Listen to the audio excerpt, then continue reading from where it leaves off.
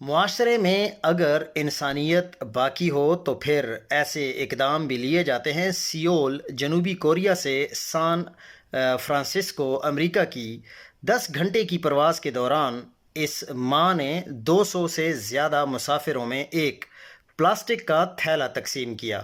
تھیلے میں candy, chewing gum اور کانوں کے پلگ یعنی ایئر پلگز جو ہوتے ہیں وہ تھے، جو ایک پیشگی معافی کے طور پر دیے گئے تھے کہ اگر پرواز کے دوران اس کا 4 مہینے کا بچہ روئے تو تھیلے میں ایک نوٹ بھی تھا جس میں لکھا تھا، ہیلو، میرا نام جان وو ہے، میں 4 مہینے کا ہوں اور آج میں اپنی ماں اور دادی کے ساتھ امریکہ جا رہا ہوں اپنی خالہ کی کمنگ آف ایج کی تقریب کے لیے۔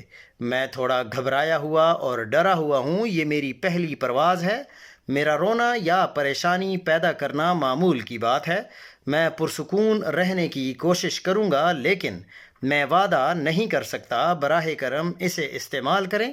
اگر میری آواز بہت اونچی ہو جائے، آپ کا سفر اچھا گزرے، شکریہ۔ یہ دوسروں کی آزادی کا احترام کرنے کی ایک شاندار مثال قائم کی گئی ہے۔